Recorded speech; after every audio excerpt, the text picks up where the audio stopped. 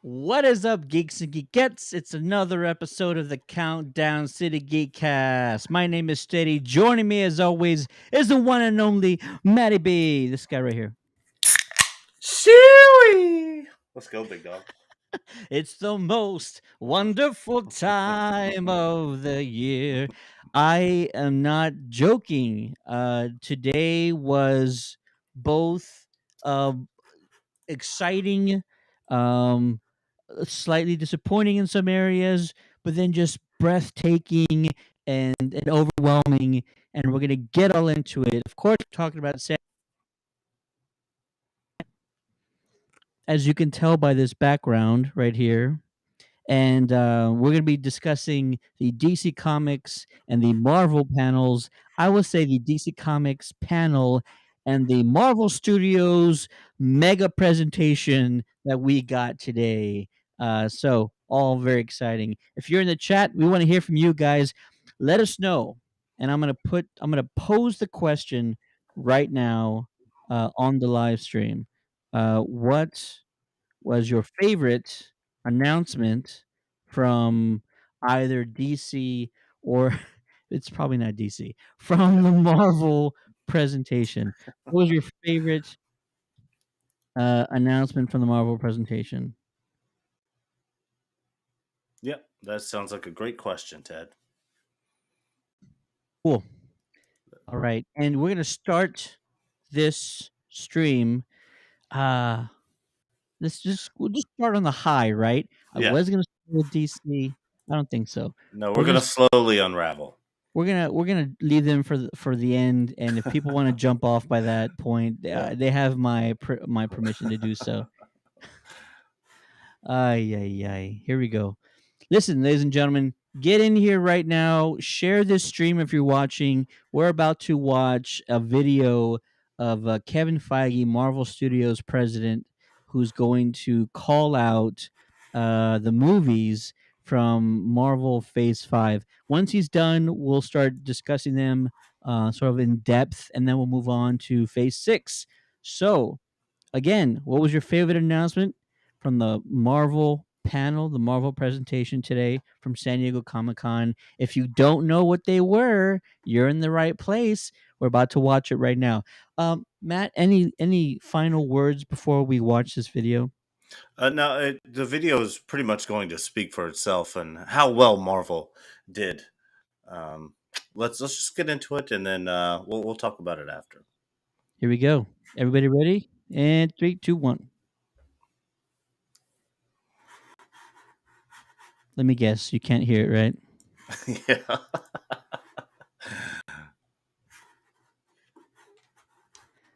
Silly volume controls. Oh.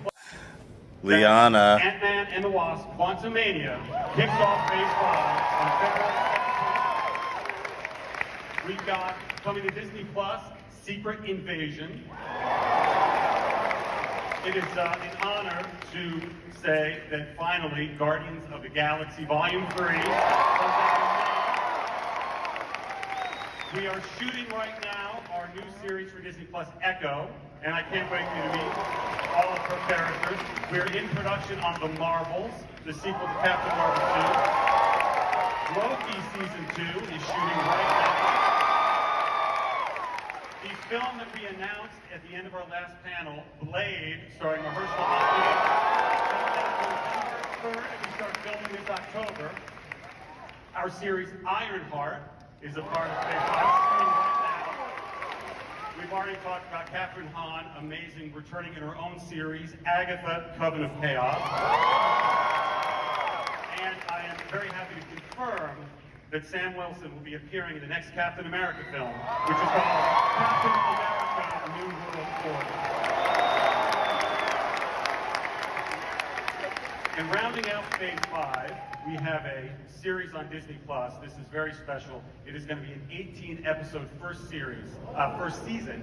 18 episodes. Daredevil: Born Again.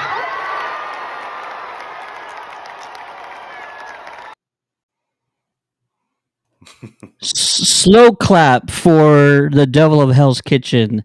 What a fantastic presentation for just phase 5, only phase 5.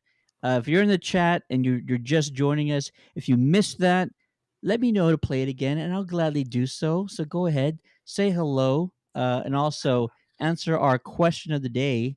What was your favorite announcement from the Marvel panel, phase 5 or phase 6? And if you want to watch it again, I'll show it again. But Maddie, I'll ask Mhm. you, sir, um, how about just the energy? Describe the energy that you're witnessing all this is going on. It's Yeah, so I unlike lost you a anything little else, bit right? there, but yes, I, it felt like Marvel Celebration. You know, That's a that's good way what to put this it. whole that's the whole San Diego Comic Con. That's what it's felt like. A Star Wars Celebration, but Marvel Avenger Con, if you will, if you've seen Miss Marvel. It it felt like it was their moment. It felt like they knew it was their moment. They set it up to be their moment. They were prepared and planned and had awesome content for us to view that's different from what we've been seeing. They could keep churning out the characters we've seen before, but they're including more. And at first I had a few different ones I was interested in, but actually Ironheart I think is going to be an awesome story. How you because Ironheart was basically a genius who becomes Iron Man, right? Right. In the shoes of Tony Stark. So without Robert Downey Jr., but kind of carrying on with Iron Man in some way or fashion, I can't wait to see what they do with that. That's actually my most look forward to at the moment. Nice. I would agree. Ironheart is very exciting, and there's a few that actually stick out for me as well. So we're looking at. Might as well just do it this way.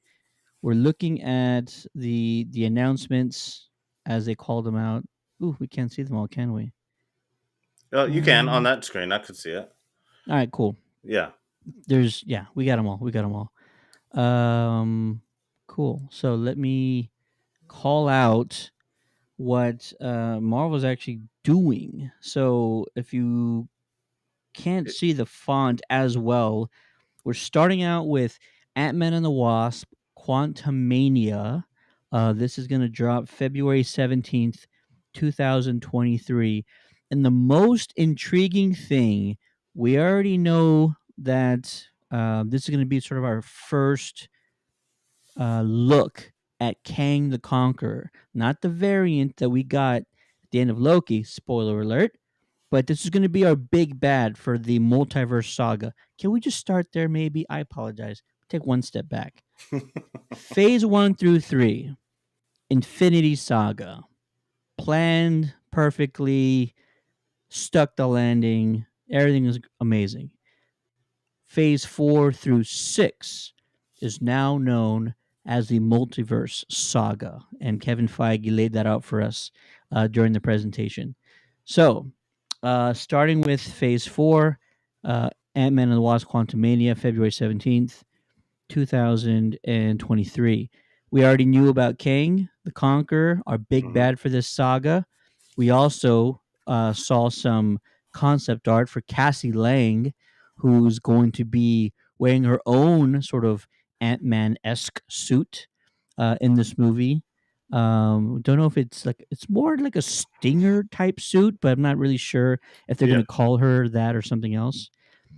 And then they also confirmed for us Modoc is joining the film. So Modoc fans, rejoice. Your boy is back. They canceled the Hulu series, unfortunate. But yeah, Modoc's going to be joining the fold. Secret Invasion follows that. Secret Invasion drops spring of 2023. Guardians of the Galaxy, May 5th, 2023. Echo, which has a great cast lined up so far, summer of 23. Loki season 2 will also drop in the summer of 23. The Marvels, which Miss Marvel just ended, she's going to be joining that film along with Brie Larson July 28th to 23. Blade, November 3rd, 23. Ironheart, after Blade sometime, but fall of 2023. So let's say late November, possibly. Agatha, they changed the subtitle. It's now called The Coven of Chaos. That is going to be in the winter of 2023, maybe January. Let's say January 24. Daredevil Born Again, the 18 episode Marvel Studios series that will With drop Charlie Cox, spring right? with Charlie Cox Yeah. reprising his role. You better believe they're also going to bring Kingpin back as well. Mm. The Daredevil Born Again dropped spring of 2024. Mackie portraying our hero, New World Order, May 3rd, 2024. And then finally, it's not on the photo, but the Thunderbolts drops July, I believe it's 25th, 2024. So that's phase 5. Maddie, what do you think, sir? You've already mentioned a couple, but let's pick maybe your top 2 films and maybe your top 2 series that you're most interested in seeing. Yeah, definitely. I mentioned before Ironheart. I'm really going to enjoy that, and I'm very interested to see how they fit Blade into this new, uh, saga that they're going to be going through. Absolutely. To Because it's just not one of your go-to. Like Blade to me is almost like a Deadpool, where they're kind of the TVMA characters. Blade is what, because a lot of I think of the movies, and Wesley Snipes and all that. So it's going to be very interesting to see how they fit him in here, and they kind of need a badass, and so it'd be cool to see how they work him in and everything else. I think we'll get a little bit of X-Men maybe in the Marvels. That's just a thought of mine. I haven't heard it. I haven't read about it. I haven't You heard heard it here anybody say first, that. folks. You heard it here But first. I think that there's a potential that we throw the X-Men in here a little bit too. And I also know Marvel, and this might not be it. That's true.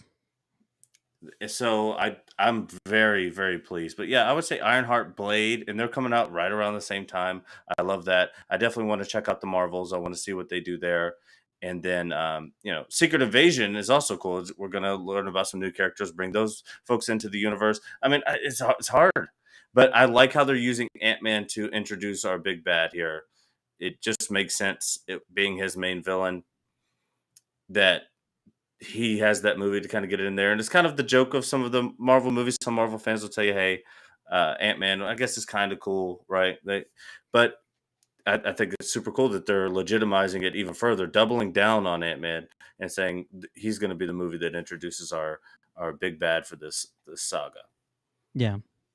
I'm going to pick 2 different films and 2 different series. Let's start with the films. I am very interested in Guardians of the Galaxy Volume 3 because I love James Gunn's writing. I love his visual eye.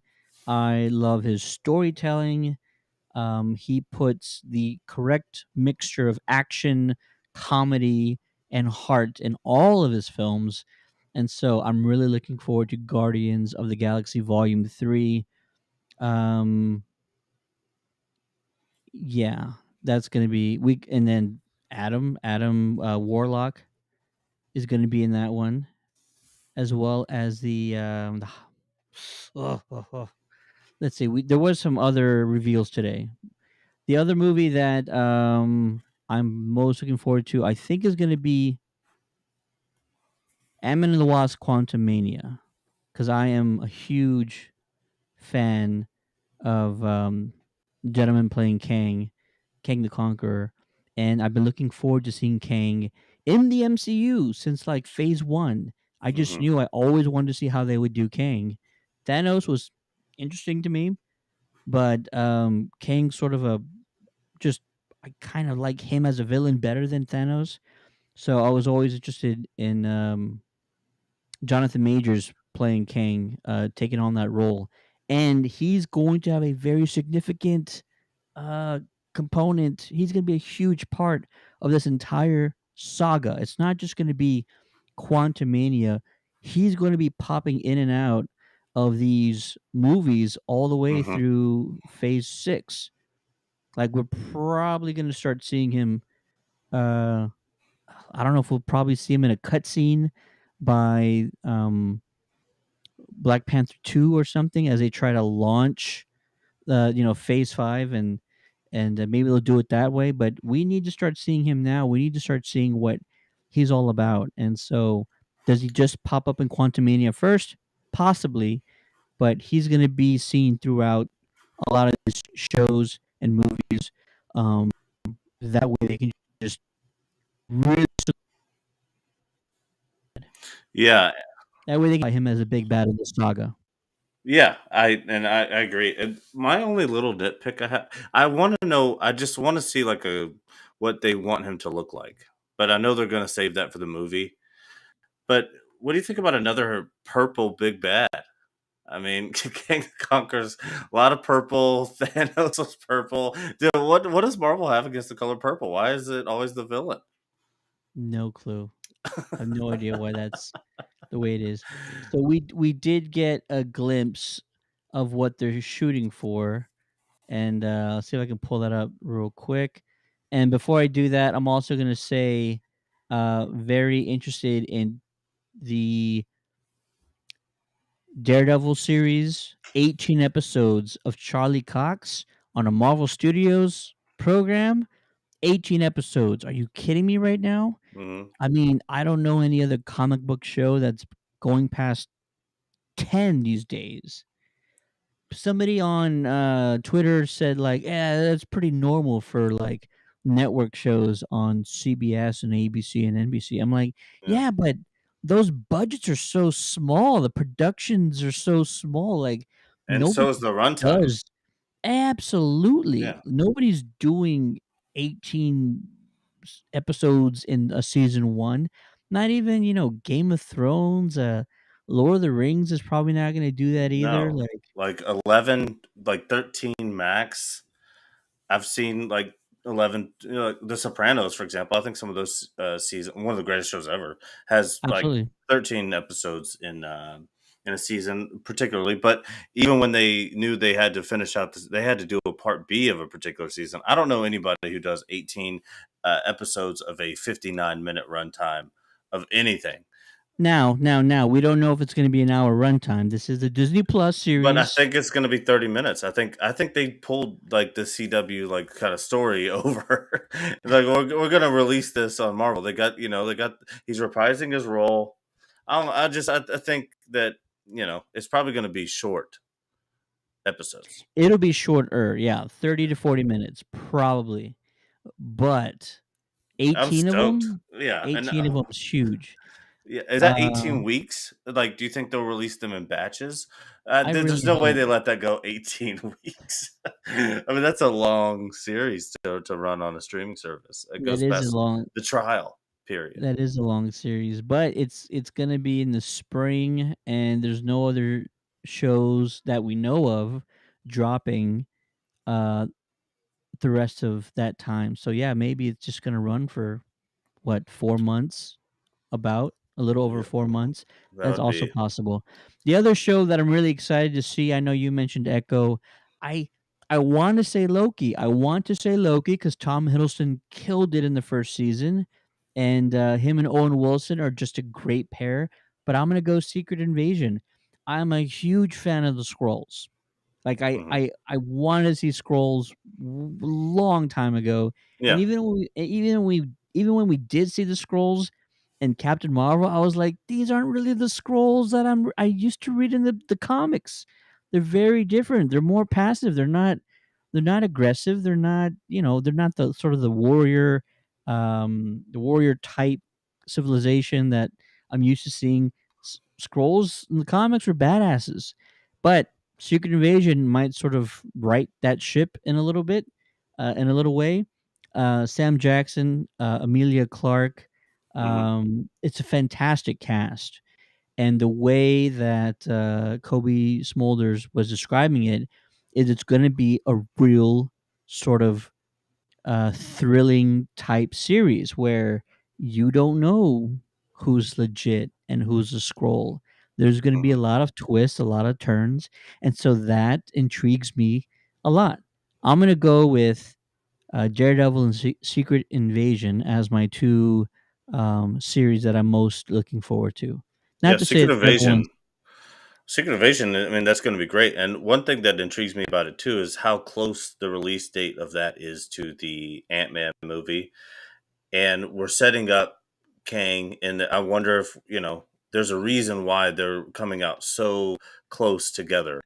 If their stories might kind of start to intertwine a little bit towards maybe the end of Secret Invasion, where you start to realize, okay, they're all kind of leading to the same direction, setting it up later for it to make sense for, maybe some collaboration. But I'm stoked. Everything looks good, man. And Marvel did a great job.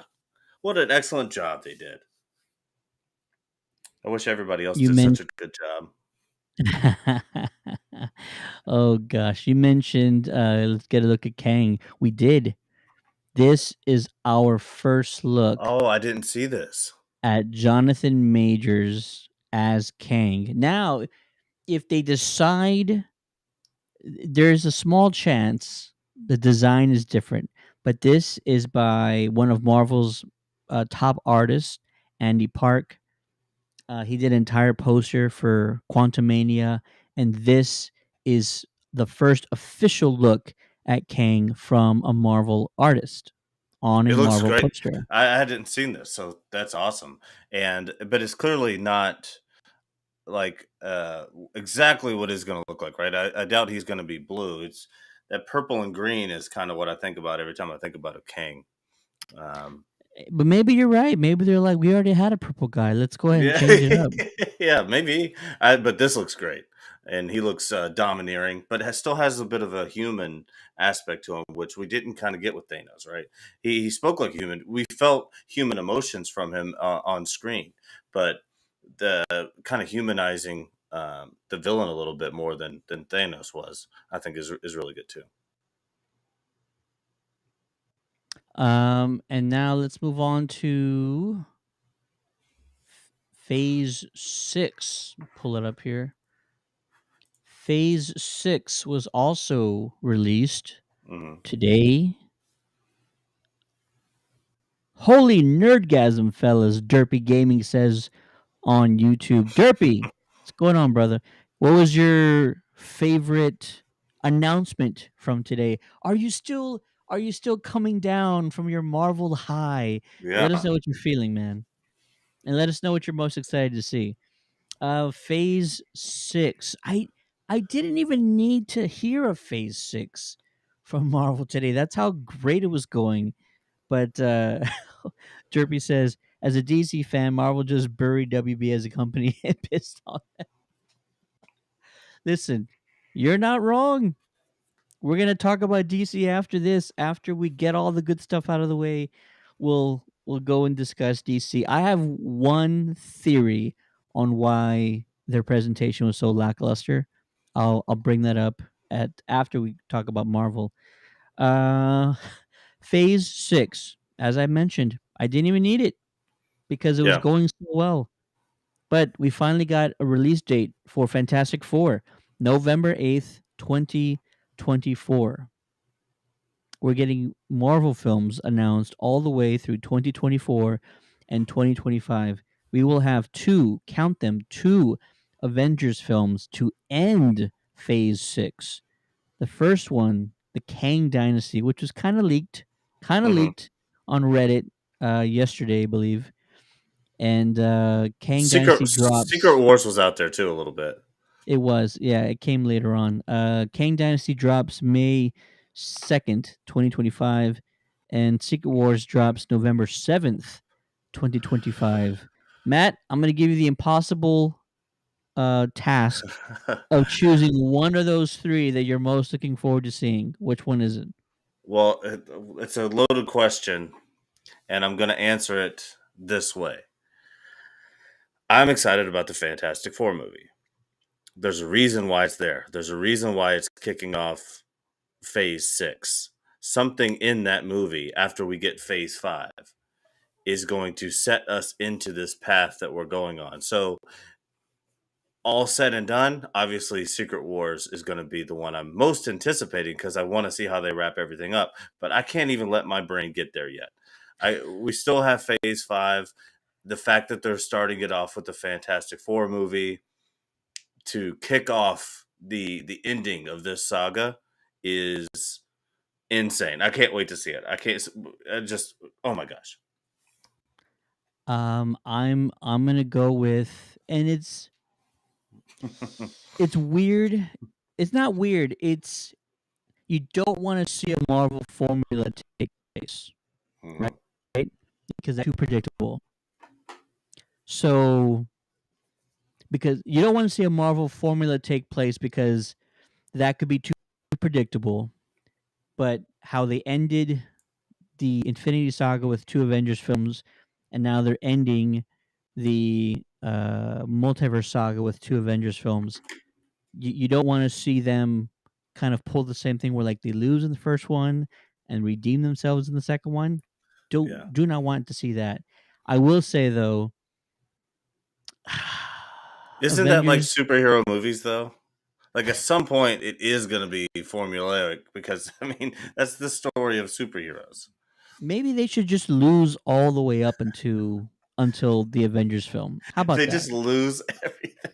Everything. Yeah. All right. Yeah. Do Infinity War, but in Phase 5, all the way until Phase 6, and then they can start getting some W's. Jerpy says, average viewers thought Infinity War and Endgame was emotional damage. Imagine bringing a kid to Secret Wars. It's going to be chaos. It's going to, yeah, it'll absolutely be, um, we'll all be reeling from it for a while. But I'm most excited for the Kang Dynasty. Kang is one of my favorite Marvel villains, and then Jonathan Majors, who um he's a fantastic actor. I watched, he had a previous project on HBO Max that was just incredible. And so I was a huge fan of his. When he got announced as Kang, I was all in. All the chips, all in. I'm ready for it. He's an incredible talent. I can't wait to see him in Avengers the Kang Dynasty. But I also want to know who they're going to cast as in the Fantastic Four. Like Hmm. equally, I want to know who's going to be in that movie. Yeah, because they're clearly going to play a very significant role in what is going to be taking place here, which is great because it gives you multiple characters, multiple abilities, and I didn't hate the Fantastic Four movies. I know some people didn't love them, and it is what it is. But I love that group of characters. I love their abilities. I love the story. So I love that they're going to factor in so much. It appears by kicking off Phase 6, and I'm just excited to see what the in quotes Avengers are by the time we get there. Who's left? Who's going to be part of that main group of that's trying to go against Kang, right? So Yeah. I'm excited to see how that works out. I would assume we're probably going to lose a few members of the Fantastic Four along the way because you can't only have but so many Avengers, right? Like, what would you say, like 6 or 7? I mean, when we got Infinity War, we Yeah, had like 30. We had like 30 characters. Not all of them were superheroes, but we had like 30 characters represented, maybe in Infinity War and Endgame, or just Infinity War. So I but it wouldn't was put it it was past them. it was used a little bit like a Hadouken. It wasn't like they weren't exactly fully. It was just that final push to get your enemy as close as they could to death. So then the main characters again came in, and we all know what happened there. But it's I think you can only really keep real full focus on 6 or 7 throughout a 2.5, 3 hour period. How many different characters can we really engage with during that time? Yeah, I suppose so. Jerpy also says, I bet $1 million during the end credits of Kang Dynasty it'll be a certain purple head coming towards our galaxy or universe. Ooh, I like that thought. You're Hmm. thinking we'll I like get that a lot Galactus too. then? Teasing Galactus? Is that what we're doing? Or at least a movie in Phase 6. It'll happen. I like the idea. I like the idea a lot. I don't want them to rush it. I kind of said this in a previous stream a long time ago. I don't want Galactus to be like a one and done. I want Galactus to be like his own saga. You could do a whole saga of Galactus, couldn't you? Yeah, I think you could. At yeah, least a whole phase dedicated to Galactus. 100%. And we had other villains in the first few phases of Marvel too. There was other supposed big bads, right? And Yeah, then at the end, Thanos obviously was the main driver there. So we're going to see a lot of different villains. I think there's going to be some that you think are carrying the mantle. Maybe Kang is somehow pulling the strings behind the scenes, or just comes in and says, "Hey, it's mine now." But whatever happens at the end of Ant-Man is going to kind of determine where they take that storyline. If Ant-Man defeats him, for example, is it the storyline now that he went into he reclused and decided to work on his thing and came back for ultimate revenge later? Or does Kang just escape and say, this isn't really worth my time right now, I got other big shit I'm working on? It just the ending of that movie is probably going to determine for us a little bit what that path is going to be. But I doubt that he's going to be the full big bad during the phase 5. There's probably going to be multiple ones. It's just like a video game, right? You got to beat certain bosses and then get to the final boss. absolutely. But they will focus mostly on Kang, though. I think in this saga, you are going to do something different where like Thanos wasn't known to the Avengers throughout the Yeah, Infinity Saga. The Infinity Saga happened without them really understanding what was going on. yeah. They will know who the big bad is in the wait for it, wait for it, in the multiverse saga. They're going to understand that they have very little to do. They have very little ways of handling Kang the Conqueror. Kang's tech alone is so far advanced, they're going to have barely anything to be able to keep up with him. He's Thanos if Thanos was just all brains and less brawn. Kang's going to have some formidable sort of physical presence about him, but the thing he's most dangerous with is his technology. It's so far advanced, they're not going to have anything that's going to be able to disrupt it by any means. And you lost Tony Stark. Sure, you'll get Ironheart and you'll have Shuri and you'll have all these other, geniuses out there. And Shuri's arguably, more And Peter intelligent than Parker Tony too. Stark. I would throw him in Peter there. Parker's up Yeah. there. Yeah, definitely. Bruce Banner. I mean, well, I You guess get, no. Yeah. let's throw them in there too. So you're gonna have all these other guys, all these other cats for sure, but still, he's going to be formidable. And let's just hope, let's hope, Marvel Studios does him right and does justice to the Conqueror, because they might want to change some things. They might want to make it a little easier for the Avengers and their team to sort of handle him, so to speak, and not just get completely overpowered every single movie throughout this phase. But I kind of see it as this is your opportunity to sort of really dominate these heroes and have them trying to figure something out. It's not going to be easy by any means. I am excited. I am stoked. What a presentation. Derpy says Galactus is definitely appearing because of incursions. Agreed. Absolutely agreed. Multiverse Saga. Marvel Studios. What a presentation. This is probably on par with the 2019 presentation. That was equally as good. Um, and then I've seen 3 other Marvel presentations. Um, they're all special. Marvel is so good at the showmanship part of the San Mm. Diego Comic Con panels and the experience. What they don't try and do or anything sort of gimmicky. They don't try and just pass out free items like some presentation panels do.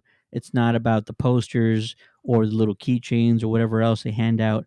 it's about the content. It's about the quality of the presentation. They understand that portion. They brought out so many actors from several films to discuss that. And yeah, it's tremendous. We still haven't seen the footage from Ant-Man and the Wasp. We still haven't seen the footage from Guardians of the Galaxy Volume 3, and I Mm. heard that was a tearjerker. I heard it was going to be a very emotional film. James Gunn himself said during the presentation, "This is where the Guardian story ends." And that didn't mean they're all going to die per se. He just said, "This is where their story ends." Uh, um,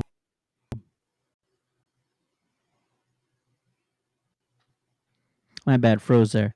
So he said, "This is where their story ends." That doesn't mean they're going to all be killed off, but this is where the story ends for the Guardians after Volume 3.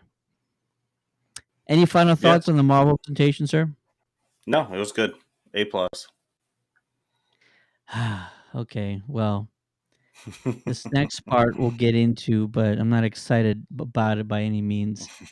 Um, so there was also a DC panel today, and if anybody's watching, stick around. We have some things to say outside of what they did. What they did. Derpy says battlegrounds in the future after Avengers: Secret Wars. Absolutely. Think about any major story arc, or graphic novel um, you want to see. They're gonna do all of them. Kevin Feige has said in the past that Marvel has plans, rough plans, right, Mm. over like 10 years. 10 years. So whatever you think they're gonna do, I can almost promise you they're gonna do it. Okay, let's. I guess we'll first talk about Black Adam, and Yeah. we got some footage, but you and I were sort of talking before this, and we both agreed that this was very similar to the footage we had seen in the first trailer. I would just clarify that there was some additional new footage that they included in this trailer. But I would most of it's the same. You weren't impressed that much, right? Because we've already seen most of this footage. Yeah. I mean, I'm impressed. I was impressed the first time I watched this trailer, but this is the same trailer. I think the narration might be a little bit different. There's definitely a few extra scenes here and there, but no general context or nothing extraordinary that I would say that's you know if that's the best they could come up with, knowing that they were going against Marvel, like they should have really, because they're really investing in a Black Adam right now. Obviously, Dwayne Johnson's the highest paid actor in Hollywood. They got a lot of money invested into him, and this thing succeeding. They could have just, with how lackluster they knew the presentation was going to be, they should have dropped all their creative thought into this trailer and made it look a lot different. It just added for me to the disappointment that this is the bombshell drop from DC. I will add more Pierce Brosnan as Doctor Fate, one Hmm. of the all-time most powerful DC characters. Yeah. Um, this was a very cool shot. I enjoyed this. Hmm. Uh, Doctor Fate duplicated himself in order to hold Black Adam back at one point during this footage, probably to no avail because he's still firing at whatever who's ever is in that ship. And then we also got confirmation about something else.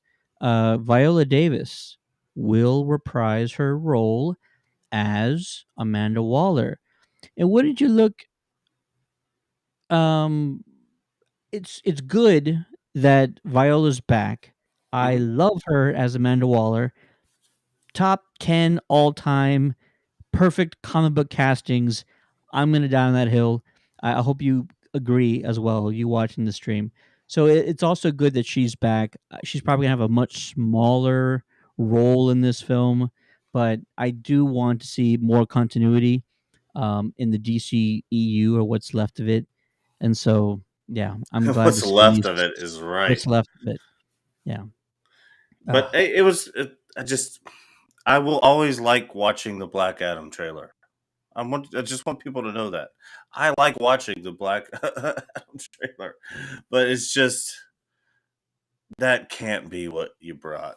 That's the hammer that you dropped. That's and maybe they also knew it was an away game. Hey, that's a possibility. Yeah, for sure. Like it's an away game, and the team is way better than we are right now. They're just more stocked up than we are. They're more prepared, and we're just gonna have to take our L on this one. And maybe they're holding some things close to the chest, but I just don't trust them like that. I don't know. Ryan's in the chat. What's going on? Ryan says this year SDCC felt like it was not ready as far as content to release. I guess I expected more besides Shazam and Black Panther trailers being released. All of I SDCC or just DC? Marvel was on par with what Marvel does. I thought the rollout was great, and I Yeah. thought the presentation was great. Ryan. I thought the whole thing. Ryan, I'm giving it a A+ for SDCC because with the help of Marvel and that money that comes with it, they were able to execute a perfect rollout and really thrill fans for what's coming up next. Ryan, we need you to come back to us, Ryan, and agree with us. I'm not going to let you off on this time. This was on par with a solid Marvel presentation. What do we get? We got trailer for She-Hulk. We got a trailer for Wakanda Forever, which comes out this November, and they also dropped a trailer for. There's one more. The Wakanda Forever trailer, by the way, looks powerful. Absolutely. And I like Angela Bassett no matter what, but she's one of my favorite actresses of all time. I think she's amazing because I like American Horror Story a lot too. She's really good in that. And she played Michael Jackson's mom. If you guys have ever seen the Jackson Family movie on VH1, great role by Angela Bassett. Fantastic. But the Wakanda Forever trailer was amazing. But this does bring me to another question, Ted, because What's that? maybe we're kind of fanboying too much on this Marvel thing. Do we want our cons, our great cons like San Diego Comic-Con, Emerald Con in Seattle? Like, there's a lot of really good conventions. Do we want a bias intent behind what they're doing? Again, we talked about this. It felt like a Marvel celebration. Wait till D23. That's going to be the Marvel celebration. But do we want our cons to be biased in that manner? Do we want them to clearly be promoting one particular franchise or studio over the other? I don't know. Okay, so you're right about one thing. Is it about comparing or having a winner or loser? No. But there's an obvious strategy when it comes to promotions and marketing that Warner Brothers should have figured out years ago. And that is negative reputation hurts your bottom line. Negative reputation has less butts in your seats in the theaters. It's just a fact. Any of these negative articles that come out, these negative stories, will pull people away from watching your content or going to your movies. This will just be a thing where, like, no one's going to be that thrilled to go see anything that you're not talking about because you should be talking about it. Marvel, on the other hand, we got to see Wakanda Forever because it's coming up very soon. She-Hulk's also coming up very soon. That's also probably why they didn't show a lot of trailers to the people who weren't in Hall H. There was footage for Ant-Man and the Wasp. There was footage for Guardians of the Galaxy. There might have been footage for one other project, but those are for the Hall H folks. Those folks have been in line, I kid you not, for more than 36 hours. For some folks have been in that line for 36 hours overnight, sleeping in the grass, getting ant bites. I've been there. I can attest. I can testify. I've done it 3 times already. I've been to 4 San Diego Comic Cons. I've been in Hall H 3 times for DC and Marvel. So, it's you got to give them something. Ryan says Marvel Studios came out all bland. You mean bland? Wakanda Forever felt so much not like a Marvel movie, which makes it amazing. Yeah, it was a teaser, right? Teaser didn't get a whole lot of the plot, but I agree it looks powerful. Ryan Coogler's a fantastic director, fantastic writer, and they have so much on their shoulders. This isn't just a movie that they're making, it's a movie that they're making for Chadwick. Yeah, who's a hero? There's no way they're going to mess this up. This might be one of the best movies you are going to see. I mean, I think it's going to be Yeah. way up there. I can't wait. When I watched it, the water birth, it looks like they flooded Wakanda. I mean, I saw so much in there that was like, wow, this is going to be really symbolic and not an overuse of the metaphor. But I feel like the movie is going to be kind of like that. And I see some redemption at the end, a rebirth, if you will, inspiring life back into the franchise. That trailer blew me away. That was my favorite trailer for sure. I saw all week. Yeah. I was just saying that this movie is not just for them, it's not just for the fans. Their responsibility was to make something worthy of Chadwick Boseman, and that is a massive responsibility. And so you need to understand the weight of that responsibility while they're going in to make this movie. And if you don't believe me, you can watch some of the footage of Ryan Coogler's speech on stage. It's emotional. He actually said to the audience that he felt Chadwick's hand on his shoulder as he was talking, and if that doesn't melt your heart, I don't know what else will. It was a very emotional scene, and the the difference in the tone of this panel versus the first Black Panther panel, which when the cast saw the trailer at San Diego, they hadn't seen it before. Mm. So right after the trailer, it was just the emotion was just pure jubilation. They were just ecstatic with what they just witnessed with the fans, and you saw all the cast in their faces. And this time, they were happy, but it's a different feeling. It's more like, we're doing this for Chadwick. We're doing this for Bozeman. And instead of the jumping around and the high fives, it was hugs. I think I even saw a prayer with a few of them together. They bowed their heads. They were all speaking to each other. It's a much different feeling in that room after this trailer, um, as opposed to the last time they did this. But it's not a negative thing. It's just different for many reasons. And we're supposed to be talking about DC right now. Yeah, how do we get into that? I don't know, but we'll talk about also Shazam 2, which it looks charming. Zachary Levi, he's a charming guy.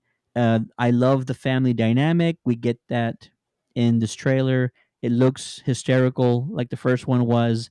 I'm excited to see it. Um, and that's the only other thing DC talked about. Matt, you say stuff about it now. Yeah, they can't, and we talked about this earlier. You can't hinge a franchise on Black Adam and Shazam. I don't care how good the movies are. You just can't. You Without Batman and Superman anchoring this franchise right now, you really don't have anything that's captivating enough like a Marvel is, because they've floundered every opportunity to set this up. And Shazam's fine. I like Shazam. It's okay. I It'll think be that fun. I think that Zach Levi and Dwayne the Rock Johnson are never going to look good on screen together.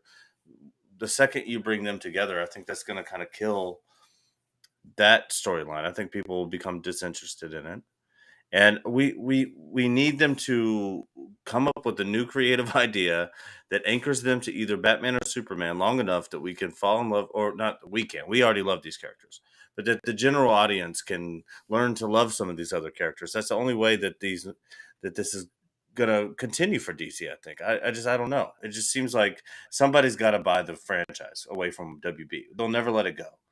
But something has to happen where, because when Disney bought Marvel, that's what changed everything for Marvel, you know? And so it's all that money, everything that's into it, and just saying, we're fully invested in this and we're going to go for it. And I don't know. We were talking about Shazam. I'm just pissed off at DC. I'm sorry. I'm going to always unravel into a DC rant right now. Okay, so here's my thoughts on the matter, and I'm also going to tell you what I think. No, I'm going to tell you what I feel, and I'm going to tell you what I think at after that. Okay. What That's not the same thing? So you're It's not talking the same your thing. heart and your brain. Yeah. Okay. Yeah, absolutely. So what I feel like they're not trying. I feel like you you did the least amount that you could, because yesterday you and I talked about all the projects they had in that they're working on. You Mhm. had Batgirl. You should have footage for that. Scissor reel. You had Blue Beetle, which is already wrapped. Yeah. Scissor reel behind the scenes something. Um, we kind of thought they weren't going to talk about Flash, but I wanted them to prove me wrong and just say something, or just fly Michael Keaton out for 5 minutes. Like, Michael Keaton on stage for 5 minutes is something. Instead, you did nothing. You had Dwayne Johnson in his Shazam outfit. You had him floating 20 feet on this cherry picker with like smoke and stuff. I'm like, It was so corny. it's not what you're trying to aim for. Nobody's gonna fall for the gimmick. Okay, you know what? It's probably a different atmosphere in Hall H. I've been in those seats. It's definitely, you don't understand what it feels like until you're there. It's the center of the geek universe for a whole day. So for the attendees, it's different. But for us, for the millions at home that are waiting for something to cling to, it didn't meet the standard of what our expectations were. And So what? I'm not even talking about not bringing out Henry Cavill, which the rumor, yes, created by Deadline for whatever reason. Maybe it was a sabotage, but who who would want to do that? I don't know. Shouldn't have never happened. But to me, it's just you're not trying. You're doing the bare minimum. That's what I feel. Here's what I think. My only theory that it would make any sense whatsoever is that DC or Warner Brothers is planning on doing another DC fandom. It usually happens in the fall, October, maybe they push it to November, and they're saving that time frame to drop all their content, all their trailers on their terms, on home field advantage, as you stated Yeah. before. It could totally be it. But remember yesterday when I talked and you said, "What do I need to see?" What I said was, I need to see a plan. I Hmm. don't even need to see 50 trailers. Just give me a solid plan. Be transparent. Let us know that like you're cooking something. Like, let us know something's in the oven. Instead, you didn't. And what did Marvel do? Marvel did the exact opposite or of what DC did, and Marvel does what they always do. They show us the plan. They show us that we have a blueprint, we have an idea, we have a road that we're trekking down. DC needed DC has not done anything remotely close to Marvel maybe since 2015. 2018 they tried. They But said, do you think? "Here's all these projects." In 2018 they said, "Here's all these projects that we're thinking about doing." That was the mistake. They said, "Here's what we're thinking of doing." and half of those got canned. Half of those never happened. How much do you think Frustrating. they were actually, maybe, because my other theory was maybe they had Ezra Miller's Flash tied into a lot of this. Maybe. And because he's the one who can kind of cross those boundaries, cross the time. Maybe it's possible that they had him wound in a little bit into a lot of these storylines, and they're like, well, we're screwed now because we have to find a way to end this relationship. I think that's a possibility, right? I mean, maybe they were involving him in some way into these series and trying to weave their own sort of narrative like Marvel has going on, where different characters are interacting with each other, even if it's their solo movies or whatever, or shows.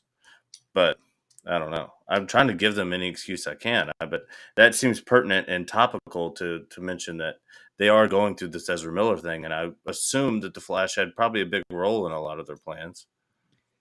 I wouldn't doubt it. Here's the last thing I'll say about Warner Brothers, and this will be crystal clear. This is Warner Brothers. This is Warner Brothers Pictures. This is Warner Brothers panel. We can say they're DC projects, but this is absolutely Warner Brothers, and I want to call something out. I got to find it first. On Twitter, after the DC projects were done, there was a panel for House of Dragons. House of Dragons, the Game of Thrones prequel spin-off, and they had a it's gonna take forever for me to find this, isn't it? They had a panel, and the only things that I read about their panel: too long, boring, bad moderator, no energy. Like, listen, I have never seen so many complaints out of a Hall H panel in my life. In all the panels that I've either been to or witnessed online, and they were just tearing it apart on Twitter. They were like, "When is this going to be over?" It went on longer than it should have. The DC ones were what, 15 minutes Yeah, each, maybe for each movie. The yeah. House of Dragons felt like it was over an hour, and it was probably even longer for the folks that were sitting in there bored out of their mind. What are you doing, Warner Brothers? There has to be a flow to this. There's a style to this. There's a format you need to follow. There's a way to keep people engaged. For some reason, they don't understand this part. Marvel does the showmanship. They understand how to get people cheering. They're like a professional wrestler. Like, the catchphrases Mhm. you got to say. You know how to get people talking or cheering or not cheering. Marvel understands that. Warner Brothers has no idea this exists. They're just like, look, a Mhm. box. Look at the box. It's full of air. They're There's trying no to sell you air. engagement whatsoever. Ryan says SDCC is going downhill. Every studio is just going to do their own con and leave it at that. No. What are you talking about? It's not. Go with me once, Ryan, and you'll understand it's not. Okay. He also says, wait, what? I mean, there's only been one Marvel movie nominated for Best Picture. That's because the academies don't see comic book movies as equivalents. They really don't. They might like They pretend think they do, they think they're but they cheap don't. gimmicks. Yeah, They do. yeah. And he says, I mean, Marvel used Tony and Chris as the anchor points for MCU. Don't see the difference. Sorry. I forgot what we were talking about when that came up. But You were talking about your WB having it together and needing a clear plan as to what they're going to do. It looked like there was no one in charge of making sure that there was a cohesive message all the way through with everything that they did. It just seemed like there was nobody in charge, or whoever was in charge just wasn't up to the task. dang, It's rough. It's rough. It's tough. Yeah. It's Because varsity. It's collegiate varsity squad hmm versus middle school B team. Like hmm it's just they're not on the same level. And the thing is, San Diego Comic Con is every year. Why hasn't Warner Brothers changed their strategy? Why haven't they changed their tactic? Why haven't they just taken one page out of Marvel? Like, just do that, please. No one's gonna say like you're just trying to be like Marvel. If you just do one thing that they're trying to do, I don't know. It just feels like they're doing the bare minimum. And like I mentioned, my only theory is because they're gonna go all out for a DC fandom event that they might do later this year. We haven't heard about it yet. That's my only it's the only thing that makes sense. Other the than that, the I only don't thing understand what they're doing. DC has been doing right for the past several years, and I'm a big fan of Batfleck. I like Batman versus Superman. I liked how they were setting all of that up. I thought that they had it there, and something missed. But other than those, and maybe some of the TV series, yeah, I'll give them a little bit of that. But the Injustice series that they did, you know, is incredible. There's a lot of good storylines and stuff in there that we could explore. There's a lot of different powers, and like those types of games get people interested in some of what they would probably consider on their investment chart the B tier characters. Marvel has done a really good job of making a lot of their characters worth a lot of money. With DC, only two of their characters are worth a lot of money, and the rest of them aren't worth a lot at all. And they, instead of investing in making those other characters more valuable, they're just relying on, well, we can release a Batman movie when we want and we'll make money. We can release a Superman movie when we want and we'll make money. So they're not looking at it at all. It's two completely different ways of thinking business wise between what Marvel's doing and what DC is doing. And they'll both make money. But DC will never make as much as Marvel if they don't get some of these other characters, if they don't increase their value. Yeah. I said it earlier. If you're just joining us, you're probably wondering like, why are you comparing the two? We are, but only in the sense of DC is hurting their bottom line. You gotta they should understand that. This is all promotional and marketing. That's all San Diego Comic Con is today. Before it was all about selling comics. Yeah. 30 years ago, it was about selling comics. Today, it's all about promotion and marketing. um, you have to sell to the customer. You will have people dedicate themselves today to watching your movie if they're enticed enough with a trailer or a presentation or a fancy poster. That is all this is. By not kind of going all out, they are essentially taking money out of their pocket because Right. they get overshadowed by people talking about Marvel all day long, all week long, and how incredible their presentation was. Ryan says, I mean, money is good and great, but artistic styles and being creative is DC all day, not every movie. Yeah, but the thing is, they can be artistic and creative, and I love DC, but if they don't make any money, they're done. They just hmm start cutting projects left and right. And you That's said their That's their history. They just cancel projects because something didn't make five more dollars than it should have. So they overreact and they'll start canceling their plans. DC is so overreactive to the things that happen at the box office. You've seen it, Ryan. They have a history of it, so they cannot be that way, and they yeah, need to make sure they put their best foot forward. and with what you were saying, with these cons being, it's not about selling comic books anymore. It's about marketing and promotion. But there's also another side to it that fans like I do, and I do read a lot of this. These cons are also moment. It's a bit of a state of the union. How Facts. how is our franchise doing? Here's where we're at. here's what's making money. It's a bit of the State of the Union. And so for it just really Marvel did not. I mean, Marvel did a great job at that. DC did not deliver a State of the Union today that made me feel good about the state of the franchises and the studio or anything like that. Marvel made me feel like gas is going to be $2.39 a gallon. Everything's going to be perfect again. World hunger has ended. Yeah. And DC made me feel like, oh, I better buckle up. I'm going to have to tighten the purse strings a little bit. Maybe Yeah. I'm not going to spend any money with you guys for a little while because you're not making me feel good about anything.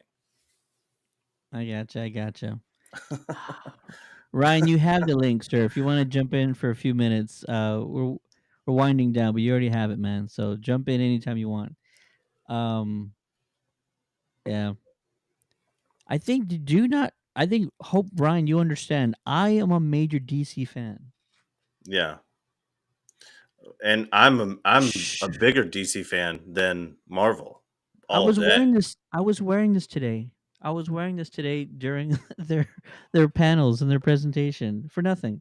Yeah, but if you only had today, Ryan, if you only had today to decide where you were going to live, where you were going to reside, whose State of the Union gave you a better feeling or vibe about where you would want to go to you know spread roots? I would say if you only went on today, it's very clear that Marvel is where you want to go to settle down because it's very clear that they have a plan. Everything's ready to go. Most of the things are casted. A lot of this stuff is already mostly filmed. It's at least in the first few things that we're getting. We know this is coming with DC. We know we're getting Shazam and Black Adam. I mean, that's not moving the needle. Yeah. It's just not. Investing in The Rock was a good thing. I don't want The Rock necessarily in my franchise. I don't want it to like him to Fast and Furious it and over rock the role because no matter what role The Rock's playing, he's The Rock. So I don't know if we're gonna even get a Black Adam or if we're gonna get The Rock in a superhero suit. You know what I mean? So it's just like we'll see. Yeah. While we're waiting for Ryan, I'll give him another minute. I want to make sure and call out our latest merch item that you can now find on our Redbubble page. I will send the link out right now, actually, Yeah, uh, to the site. yeah. Give it a I'll share it whirl. out too. The link is now in the chat. This is our latest design, the real Geekcasters shirt, designed by Matty B himself. Uh, you can choose from a variety of colors and sizes, as well as styles. Scroll down to the view this design on all products, and there's a variety of styles you can get this amazing shirt. And of course, I included the kid sizes as well because my daughter's 3 and she absolutely wants a hoodie of this design. So we appreciate the support. We have a variety of styles, by the way. I should probably just bring it back up and show everybody what else we're cooking with. But let's Yeah, see here. you know what we're cooking with? We're cooking with gas, Ted. We're going Cooking with places. gas, bro. Cooking with gas. Here you go. This is so far the 9 designs you can find in our geek shop. All Geekcast t-shirts, all themed with some of our favorite franchises. The latest to the Geekcasters, as well as the Ninja Turtles one, the Ninja Geeks Yeah, that classic one's great. tee. Look at that! Look at that! How amazing is that? I freaking love it. And you know what? Do yourself a favor, get it in lime green. Isn't that Yeah. perfect? Yeah, it looks great. Oh God, it's so good. I'm getting a real Geekcasters as well as a Ninja Turtles shirt ASAP. By the way, Yeah. I need to get mine too. I haven't decided which ones I want to get. Um, but I'm in the process of ordering. I've hovered over a few different options and colors, and I'm right there at the cart. And I haven't decided which one because they're all so great. I don't want to say that out loud because I designed some of them, but they're pretty cool, man. Just buy one, dude. Just buy one. That's Yeah. it. We appreciate it. If you purchase a shirt, it goes towards the show. It covers our expenses. Not only do we do this show, but we also are part of the Ghostbusters of San Antonio nonprofit organization. We visit cancer research centers for kids. We attend events for Special donations. Olympics. We have attended the Special Olympics. We attend events in order to raise funds for the charity groups that we support, primarily Meals on Wheels. We do a lot for the community, so anything that goes to the show also gets contributed to all the work we do in the community through the Ghostbusters chapter of San Antonio and that organization. Now, What are the we're odds going that to Ryan, are you chickening out right now? Come on, Ryan. Do He's not not. He's bail. good. Oh, there He's he not. is. He's here. He's here. Ladies and gentlemen, from the Alamo City Movie Talk, it is Nolan Ryan 680. What's going on, sir? Actually can't hear you. Can you hear us? Yeah, just check. Yeah, we can't hear you. Switch the settings real quick. Is Ryan? I bet what Ryan's Plug doing. the mic in. Well, Plug the mic in.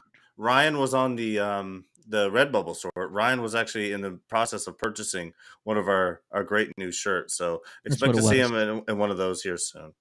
There Thanks, you go. Ryan, for his support. He's gonna fix the audio any moment. Nothing. Just change the settings. Change the settings. Make sure it's on the right input. Yeah.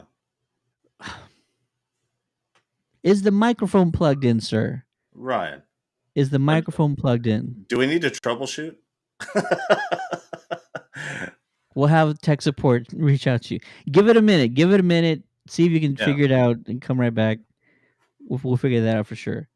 Last thoughts about San Diego Comic-Con Day 3. I think there was some other additional things. Oh, Sandman. The Sandman got a trailer. If you want to check out the Sandman, it's going to be on Netflix. Head on over to our Facebook page after this stream is over, and you can check out the trailer for Sandman. There's a few other tidbits I wanted to call out today. Yeah, I did too. She-Hulk. We got a little bit of that. We didn't talk about that during the Marvel section. And then, but yeah, I think we kind of covered. We got Dungeons and Dragons. I got one more.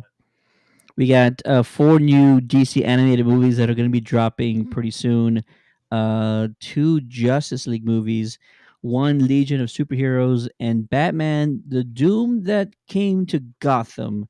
The one that I'm most looking forward to is Justice League War World. That is very enticing for me. Oh, and also I'm gonna have to pull this up because I can't not pull this up. Give me a second. It'll take just a second because I know exactly where I need to go. But there was not rumors, but there was some chatter online that Zack Snyder himself was going to be doing something San Diego Comic-Con related. And so lo and behold, this rumor was true. Zack Snyder confirmed today that he will be appearing on an episode of Teen Titans Oh yeah, Go I did see as that himself. today. Slow clap. Slow That's gonna clap. be fun. That's gonna be funny. I hope they give him a chance to just kind of rip. Kind of just. Yeah. I hope they give him that opportunity. But it looks like from this picture, that's exactly the opportunity he's gonna get. That'll be fun. And it's not a lot, but it's interesting to see Zack attached to a DC property. Even if it is a small animated cameo, it was not something I expected to ever see, especially not so soon. So bizarre. So bizarre that somehow there's this loophole or a crack that he kind of got into, and somebody said, "You know what? We'll allow it. We'll allow Zach to do that." You kicked the guy out before, and now it's just, you know, I have no idea how this happened. It's uh it's interesting. I will watch it. It's probably not gonna be that long. He won't be in it from start to finish, but it's just interesting that I think he it's is interesting doing too. this. But I Yeah. like looking deeper into it. There's no way we're talking about DC here, and we just went through a rant of how they mishandle things. But there's no way the marketing people there, the people looking at the numbers, didn't see the momentum that the Snyder Cut had. There's no way that they didn't see his impact there whatsoever. And so while during that project things may not have been working out, I don't see it impossible for them to possibly reconcile at some point. And it looks like here that I mean Zach's smart enough to know that having him in this is just boosting the numbers for this show. I mean he's got to be getting something out of it at some point, and there's no way that they don't recognize his pull on the DC fandom. It's crazy. What a wild ride this has been. It's insane. You know what? You know what's also interesting? I forgot to mention this during our DC panel talk. In the Shazam trailer, there's a moment at the beginning where he calls out some other Justice League members, and he calls out Aquaman, and we see Jason Momoa looking all Jason Momoa ish. He Yeah. calls out the Flash, and we see the backside of the Flash running, and it is Ezra Miller. And then he calls out Batman, and I said, "There's no way. There's no way they're gonna show Ben Affleck in this trailer." Lo and behold, they showed one of Zack Snyder's, one of his favorite shots, looking up at Batman on the corner of a building, standing on a gargoyle. Mm. And I was just like, they did it. What are they doing? Why are they doing this? You spend so much time distancing yourself from Zach and everything that he did, even though Ben Affleck is gonna show up in the next Flash movie, most likely briefly, and never again. I don't understand why you threw Ben Affleck's Bruce Wayne and Batman in this trailer. It's so odd. There's so many mixed messages. What Mhm. are you doing? This is like a toxic relationship. You tease us sometimes, you give us nothing when other times. It's just so I awkward. I agree. have I no idea totally what's going agree. on. I It's have no idea awkward. what's going on. Oh man. Here, let's see. One second here. Once again, Ryan, I think are you scared to come onto the Geekcast, brother? Don't do that. Don't Are do you that. afraid? Don't All do right, he that. says try it now. Let's go. Okay, here we go. And ladies and gentlemen, for the first time tonight, joining us from the Alamo City Movie Talk is one and only Ryan. What's going on, sir? Can you hear me now or no? Yeah. Okay, man, dude. I think okay. So, note to self: if you're Note to using self. Restream, do not use Safari for whatever reason. It just does not like Safari. Only Google Chrome. I'm just gonna say it out loud. I was all like, "Why isn't it working?" Yeah, why isn't it working? And then everything was working on my end, but it wasn't coming out on your end. But now it's coming out a lot better. Yeah. So to all the points that you guys made and everything, watching this, and it's funny because I watched another YouTuber that I follow a lot that has really talked about this beginning of this year, really, really during COVID, um, because how DC fandom really came about, which was because of COVID and everything that happened, and like they were like, oh, we're gonna do our own live con, and knowing D23 how long it's been going for and everything, it's like to be honest, San Diego Comic Con, I think it might be extinct in a few years, like five. The way they're doing it, it's just because everyone's just starting to do it's like the streaming wars. Everyone's trying to do their own con and their own studios. DC did a great one, and to give kudos to you, Ted. Like you mentioned it, like it just they didn't really reveal too much of it, too much DC stuff. And I agree. They're gonna wait till DC fandom, and it was so popular. It had huge. It was a lot of numbers, way more than I thought it was gonna hit whenever, and I was very pleasantly surprised how the fan base, how the fandom was really looking forward to DC having their own fandom and everything. And also, I was one of the few waiting in those, that queue of just like, all right, who cares about the merch? I mean, or like they would just like random, like they put all the no good, like all the, how you say, unpopular people ahead, and then they waited all the goodies for the end because we were just waiting. Oh, okay, we have to watch it live all the way through, and I mean, it's a good marketing move. Yeah. But like, I mean, even so, like people were like, "Oh, there's not a Star Wars panel." I was like, "Nah, that's D23, dude. That's not.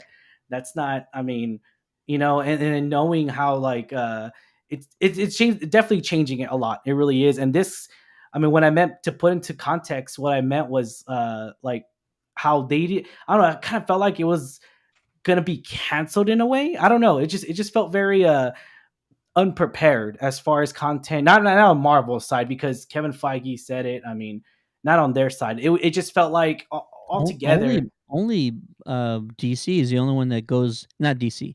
Only Warner Brothers is the only one that goes in unprepared for whatever Yeah, and reason. I mean that's not. I mean to say that. I mean it just we're of course we're talking about not BVS and all that stuff because they Henry Cavill came out. I was hoping Henry Cavill would come out. I mean I know there was rumors about it. Uh, I was gonna be pleasantly excited if that was the case, but obviously that's not. Sad face. Even Deadline reported it and all this stuff saying, "Oh, rumors are escalating. Henry Cavill is gonna take on the mantle again." But yeah, man. I mean, I just besides having all the Wakanda trailer and the Shazam 2 trailer, they're really holding out. I was kind of upset in a way that how they didn't put Black Adam's trailer out like Oh, first. Yeah, like because it was only like a minute and 5 seconds or something, like a little over a minute, and I was just like, okay, that's it. Like, and it comes out in October. I was all like, remember Shazam's not until November, right? Oh no, Christmas time, and like Shazam, I mean, Black Adam's already around the corner. Like it'll be here before we know it. I think You they know, moved. I think they moved it back. it's not October at all. Oh, you're right. Yeah, October 21st. 21st. Yeah, Yeah, 21st. yeah. That's all. I was all like, well, it's like around the corner. But you mentioned DC fandom, so they're probably gonna release a brand new trailer, knowing that people are gonna be like, this is DC exclusive only. I think they're just trying to be what Marvel is right now, essentially what on announcing stuff. But I mean, I don't know. Wakanda forever. That's another thing too. Is that a lot of people were very. I don't want to say. I say a lot of people. I'm gonna start saying fandom. Fandom was very like, oh, we need to make sure we get this right and everything. And to I'm happy Ryan Coogler came back. Pretty much everyone came back for this movie and everything. Even Umbaku came back. I loved seeing him on camera. Mbaku. Yeah, I kind of feel like, and I mentioned it I did a trailer reaction for Wakanda Forever, and I mentioned it on there, and I'm going to mention it every time someone mentions the movie before we get the release date. Uh, I kind of feel like Umbaku might be in the suit, man. You never know. I mean, I kind of feel like he might take on that mantle, or I mean, or it could be the sister, or Shooty. I mean, I don't know. Anyone can, I It guess. it actually, there's only one shot, right, of Yeah. whoever's in the suit, and the body type looks thinner, more slender, slightly shorter in stature. It appears to be more feminine, Mhm. and I forget the actor's name that plays M'Baku. He's a large individual, Yeah, so he's a big dude. I Yeah. don't think it's him because it looks like more of a feminine type body. Yeah. I think the obvious choice is Shuri. Yeah. I based on just what happened in the trailer. If it's not, no complaints here. I'm gonna go with whatever Ryan decides to do. But yeah, Yeah. excited. Oh, whatever I decide to do. Thank you. I appreciate it. Yeah, that's what you said. But I mean, yeah, it's definitely coming down to where D23 and DC fandom, they're just gonna be the hitters, man. They really are. I mean, San Diego Comic Con though, it's not going anywhere. The part that we only focus on, like on this stream, is like 1% of what goes on at San yeah. Diego Comic Con. It's the entire gas lamp quarter, which is roughly, I don't know, a few square miles, Mhm. long and wide, that has activities and exhibits and museums and everything you can imagine in between, concerts and just Mhm. demonstrations and everything. So there's no way to replace that. I've been to dozens of conventions. Nothing else comes close to it. The city gets involved in San Diego Comic-Con, and it's the only one that I've been to that does that. No, I Everywhere got you. else everywhere else, the convention resides within the halls of the convention center. In San Diego Comic-Con, it's the entire city. It's the Yeah. center of the geek universe. It's for sure. unlike anything. But I think what Unless you own the city like Disney yeah. does at Anaheim. Yeah, but what I'm thinking, what Ryan, what I take from it when you say SDCC is going downhill, I don't think that you mean the convention. I don't think that that's what you mean. But SDCC being the premier place for all of the franchises to release their big news is more what you mean. Where Yeah, yeah, other events and other things will slowly become the marquee yeah, place to release all of your new things. My only question yeah. to you is so Marvel could do another release of some of the same stuff tomorrow and still sell out the building. So I don't know, why can't DC also release really cool stuff here? Why no, it doesn't make sense to me that they would just say one time a um, year we're going to release all of this cool you stuff. know, They could do it 100 times throughout you- the year. as much as it's funny too because a lot of people say, oh, because I'm already biased when it comes to a DC movie. I mean, I'm more than likely I'm gonna like it. I'm and it's one of those situations to where like Disney owns them. I mean, if I mean, it's kind of hard to like not.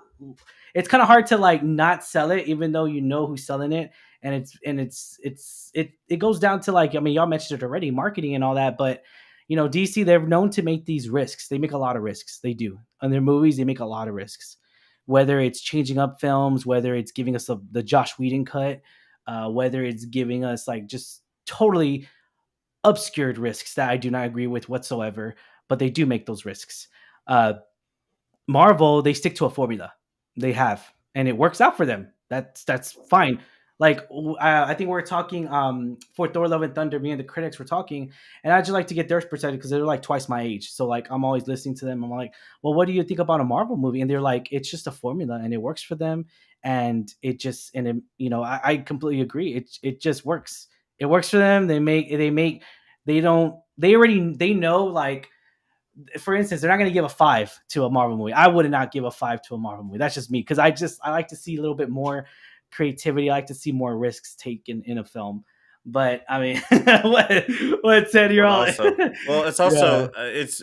I think what you're saying is you speak it like it's a strength, and I appreciate that too. But don't you think they just overreact to what the fans think too much, whereas Marvel doesn't react that way to what their fans are doing? So I I wouldn't think the even. real reason why Yeah. the cuts were released, like the Snyder cut and the Mhm. Whedon cut, and these things was completely based on a fan reaction.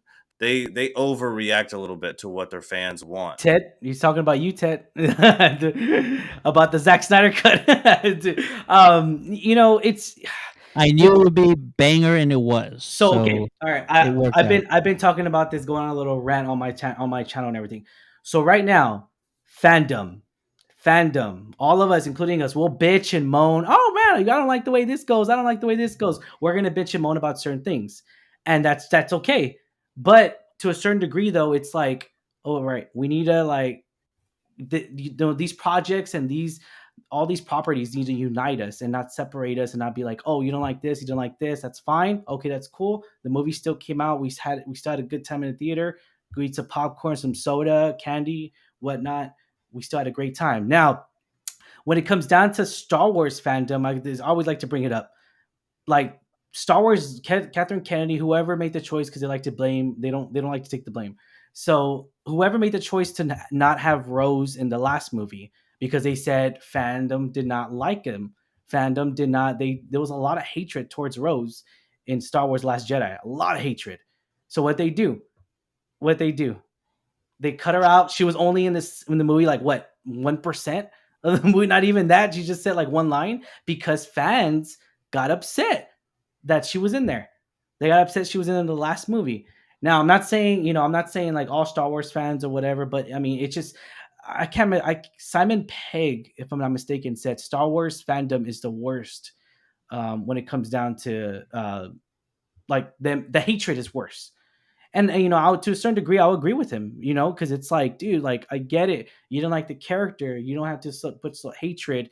And then look at what the. I mean, I wasn't. I mean, I was surprised, but I wasn't with the thing with Obi-Wan. You remember that? I mean, people were upset, like very upset about with Obi-Wan series of how the Inquisitor was and everything. And it's just like if you don't like the character, you don't like the character. You know, it's definitely a hard subject to talk about because it's affecting even Kevin Feige in a way to where like I mean it's just I've seen interviews where he's just like I mean we're gonna stick to our guns. I loved Eternals. He was pushing Eternals is gonna be the good movie, one of the best movies, and then look it, people did not like Eternals that much, and people were fans were surprised. I saw on Twitter fans were very surprised that they're making Eternals too. He's like I'm sticking to my guns, and you're gonna get those certain people who are going to be sticking to their guns and be like, we're making Eternals too. And it's going to rely solely on them. And that's fine. That works out. I love that. But then you have other people who's not as strong headed and not leadership. And they just want to be like, okay, you know what? They didn't like it. Let's try something. Let's try something totally different like Warner Brothers did. And let's just keep throwing out other stuff. And, it's definitely soul crushing and heart crushing because I'm just like, wow, DC, you're doing this. Wow, you're doing this. And then with the Ezra Miller that's happening, I knew we were going to get any Flash stuff. That's inevitable now. Ezra Miller's out. He's no longer going to be the Flash. Screwed because of his personal issues that happened. The Warner Brothers are kicking him a curb. That's inevitable. With the Batgirl, when the Batgirl comes out this year, or is it next year? I don't have the exact date now. I don't know. Okay, I can't remember. I think it's next year. Okay, yeah. So next year. So like, I mean, Flashpoint was one I was gonna get excited for, but then all the stuff that's happened, they're gonna stay away from Ezra.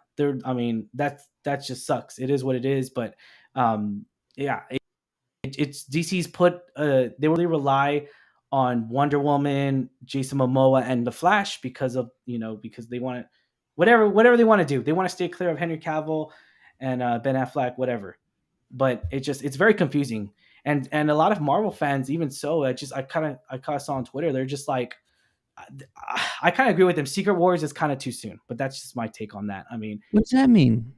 It's too soon, man. I feel like we should. What are you talking about? 2025. It's too soon. I kind of feel like they should do it like.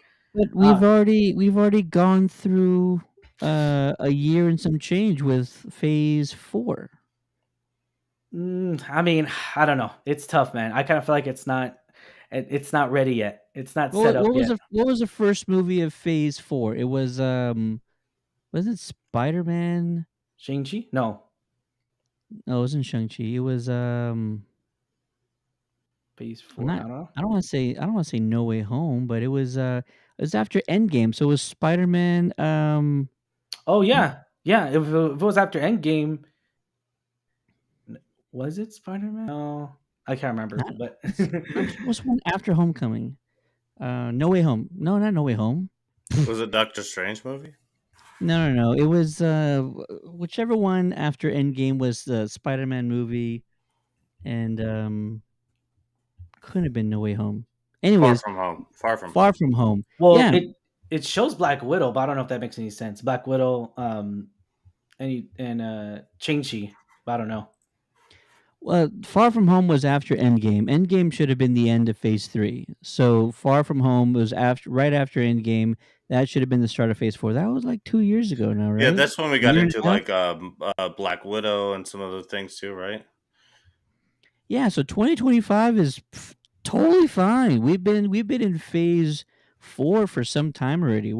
I'm ready to get out of Phase. I'm not ready to get out of Phase 4. I'm excited for all. I'm excited for all these projects.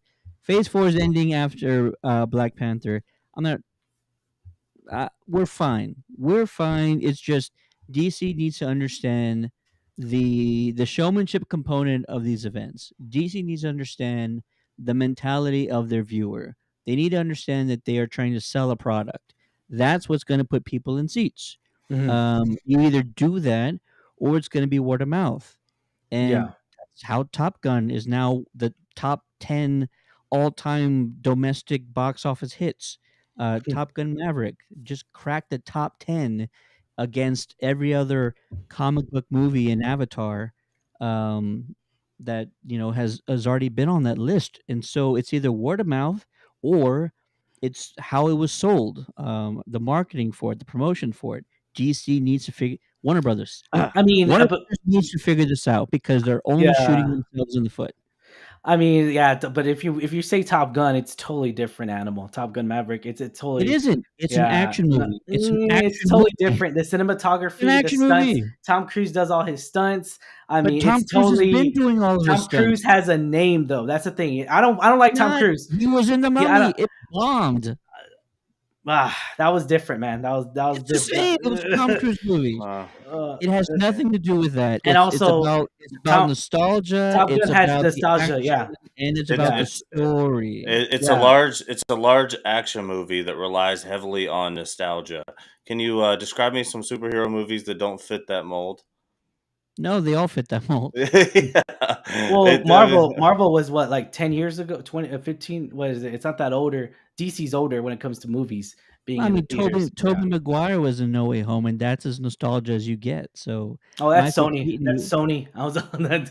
I know it's Sony, but it's still a Yeah. Marvel property, and that's why No Way Home, broke records left and right because you were bringing back Toby Maguire on the small, not the small chance, on the large chance that Toby Maguire was going to show up. That's why it sold out. It but was it a was lot the of these marketing. It was a Uh, scheme. and with the Sony thing too, I feel like a lot of people who worked on those movies in Sony were Marvel people who now still work with Marvel. I think the only reason why Sony actually bought the franchise was so they could have exclusive rights to the video game, right?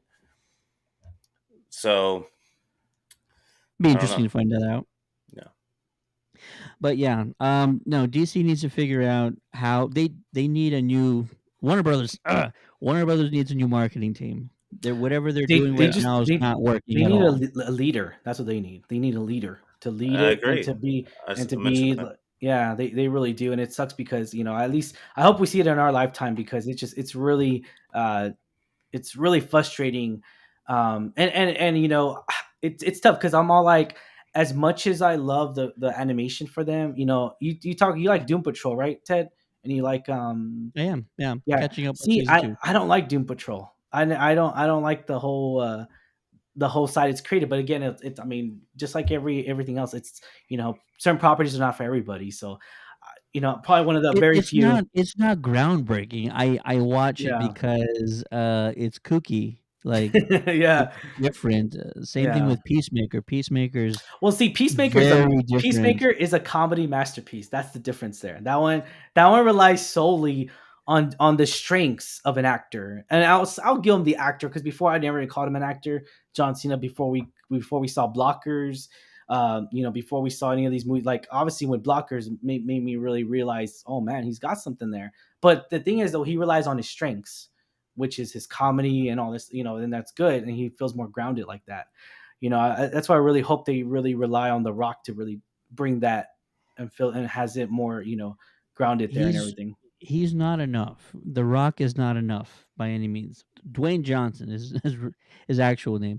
Dwayne Johnson's not enough, and the problem is WB thinks he's enough. He thinks like we can put all of our eggs in this basket, and Hmm. it's gonna lead us to the promised land. Like no, Dwayne Johnson isn't that big enough. Nobody is. Nobody is that big enough to carry an entire franchise. He Yeah. actually, I'm in the boat that he actually might be a negative, even though the movie might be great. But What? he's not Black Adam. He's The Rock. Whatever The Rock is in, he's The Rock. It doesn't matter what movie he's Mm, in. It's Jumanji. It's Fast and Furious. He's The Rock. He was the same Rock in The he's Ring. no Dave He's Batista, man. he's just The Rock. I mean, the movie is going to feel like a Rock movie. It's not going to feel like Black Adam. He's going to be dressed like Black Adam, but it's going to be a Rock movie. Have you He seen overpowers everything. have you seen that movie where he's not built and relies solely on his acting? Snitch. Have you seen that movie? Yeah, I've seen every Dwayne Johnson movie, and there are some outliers. Like that's he gets his ass kicked by like six, even though it wouldn't happen in real life, but he Was gets his that ass really early in his kicked. career? But Uh, also that's not going to happen to when Black Adam. Black Adam, he's not yeah, going to be getting his ass kicked all over the place. no, but I'm using it as like a context reference to the story because it shows like he's not even. I mean, he's built, but like he doesn't beat up people or like he's more scared because for his son that's dealing with the cartel and everything. It's a very grounded movie, and if you haven't seen it, I do Sure. recommend that. And But he's Black Adam. He's going to just be The Rock. He's going to be an action star, and he's just going to be beating people up the whole time. I mean, I don't know. We'll see. I don't know. I don't know, man. I That's mean, pretty there's that's another pretty early in his series. career, and today, in this day and age, if you don't already know this, Dwayne Johnson has clauses in, like, his contracts. This was, like, called out, I think, during the Fast and Furious series. He can't lose fights. Like, not in his movies, he's not allowed to lose fights. He can Yeah, probably have, like, a stalemate, but he's not allowed like a to Vin lose Diesel. Yeah, Yeah, that was their same big thing. thing. Yeah, Oh gosh, it's just so weird. yeah. But yeah, these are clauses that these guys have. Once you get to a certain level of fame and popularity, you can do these type of things. Like, you can dictate how the story gets told from your perspective. But I yeah, mean, I don't want The Rock to yeah. be the head of DC I franchise. don't I think don't want him to be carrying the load. He's just Okay, can you tell me who's carrying the load for Marvel right now? Because Kevin I could. Feige. No, no, no, no. no. As far There's as property goes, I'd say there's nobody Feige. there's carrying anything. nobody. Yeah, right now, Kevin Feige. No, no. We're talking about characters, There's not. nobody. Yeah, They've built up and a B tier character. No, but you're talking about who's responsible for the success of the franchise. no, I'm talking. What to put what Maddie's putting into context is like who's the character that they're relying on. Before it was Captain America and Tony Stark, Iron Man and Tony in the early stages. They relied solely on both of them. They really did, and that works out. That worked out beautifully. It did. I loved it. But now it's like Marvel's they really don't have a face to the new phases, I guess, so to speak. But we all agree they don't need that. What Marvel is good at is the brand. It's not a person, Mhm. it's the brand. You know you're going to get action, drama, comedy, heart, all Mhm. these kinds of things in the majority of these movies. You are Ryan Coogler, James Gunn. They all they all have solid movies from start to finish that incorporate Yeah. different levels of You emotion you just and chose the two directors that are the most creativity the most creativity when it comes down to Marvel Studios. it's totally fine though. They're going to do Yeah. it. They're going to do it. They're going to be fine, and it's the brand. You know you're going to get that. You know you're going to get something different. You know It's a you're going to get formula. something better. It's not a formula. Whoever It's a says that formula. It's a is not formula, watching man. this. They're not Uh, watching these movies. it's You a know what happened? formula. You know what happened in Infinity War? They killed half of all the good guys. Name a formula where it says kill half of all your good guys and it's going to be a successful story, a successful movie. It won't work in any other medium or Well, property or if Infinity franchise. War and Endgame Marvel can do that. are the exception. They really are because it relies solely on the nostalgia of the love for each of these characters. It really did because The we knew all the characters were going to be in there. We just didn't know how much runtime they were going to have. We knew all the Guardians were going to be in there. We knew everybody was going to be in there. So whether but you liked one there, character or the other, they were all going to be in there. I'm not sure if I'm not sure that's getting to. The point is, this is all Yeah. planned out. Kevin Feige plans all this out. There's nothing that happens across any of these films, across any of these storylines, that isn't first thoroughly thought out by Kevin Feige. The only reason why you're able to kill off half your heroes in Infinity War and it means something is because Kevin writes that timeline. He draws out that blueprint. He Yeah. understands storytelling, what needs to be involved, how much time, how much the audience needs to be invested in order to stick the landing. This is all very calculated stuff that nobody thinks about, but it's the only thing that works. You can't have an Infinity War movie 8 movies in. It has to be number 20 something. It has to be, way at the end. It's the only way to make it work. They understand that. Everything is planned out. It's not just throwing things against the wall and see what sticks, because Marvel moves a lot of pieces even after they announce films. They move things up, they move things around, they take things out, they switch out directors, and it's all calculated. It's all thought about in order to make the brand successful. The brand is very successful. Marvel's the king at it. Kevin Feige is the king of Marvel. The reason why they're winning is because of Kevin Feige. And I'm not saying they're That's winning true. against DC. They're just winning at being um, a high quality brand with sustainable longevity I mean, going forward. it's a brand. I wouldn't call it high quality when it comes. I mean, it's a I brand. It's a would. brand. I It's would. a brand just like The McDonald's, box and office would say otherwise. it's and it's crazy how more actors and actresses and directors and all this stuff are calling out Marvel's, or even Ethan Hawke made a Ooh, comment saying, you know Marvel movies are like for little kids, like 14, 15-year-old kids. Bring it into context, I'm just like, damn. It was like, I mean, it's definitely it's definitely it has an audience. It really does. It has a fandom. And I know people are going to see a Marvel movie regardless of what they even know the character or whether they'll even like the character. They're still going to see it because it's a Marvel brand. And you're right, it is. You're right. because And it's a brand. yeah, you're Yeah, right. but it's also because they don't just make movies for 15-year-old kids. They cast a really wide net. Do you think Deadpool's a movie for 14-year-old kids? Oh, well, that was Fox. No, no. But It was Ryan Reynolds. Fox didn't want to make it. No, yeah. Fox said no. Do not give Fox credit for Deadpool. Hey, all I'm saying, it was done by Fox Studios, who paid all the. but it doesn't matter the Yeah. studios. We're talking about the brand. We're not talking about studios. We're saying Marvel, right?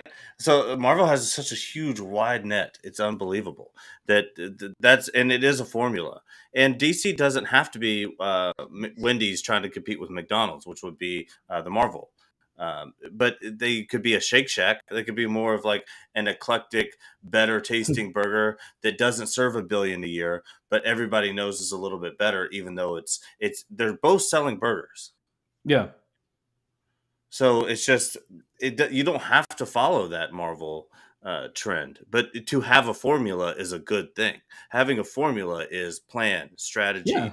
All No, that's successful people that's follow why I don't say it formula. any I don't say it Yeah, bad. It's a formula. It works out for yeah. them. I don't say it any It bad. it And works out and great. and DC doesn't have a formula. So that's the thing. That's what I'm getting at. And it's funny too, because everyone. I was like, oh, why do you get all heated up? I was like, I'm just saying it's a formula, man. It works out for them.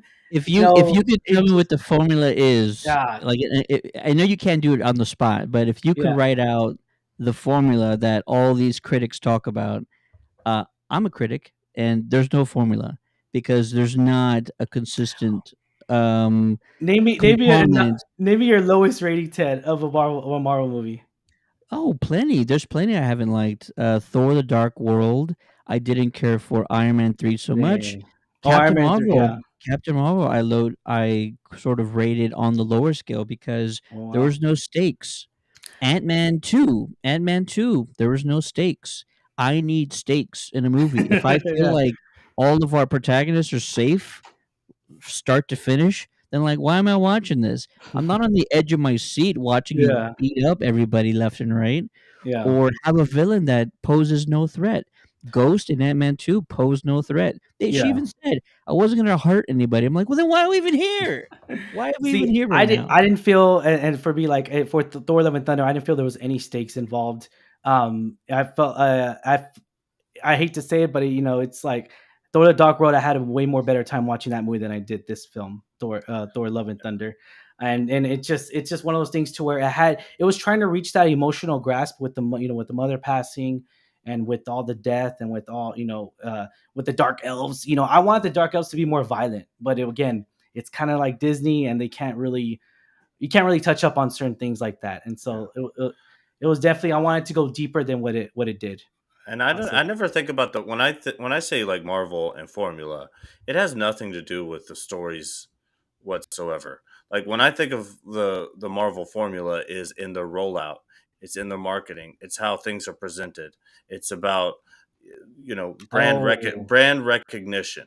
So I don't think oh. Marvel has a formula for their storylines all the time. I don't think Marvel has a formula for those types of things. But when I think about the Marvel formula, it's about the rollout, the presentation, brand Mhm, awareness, brand recognition. That's the formula I think that they mhm. execute way better than DC.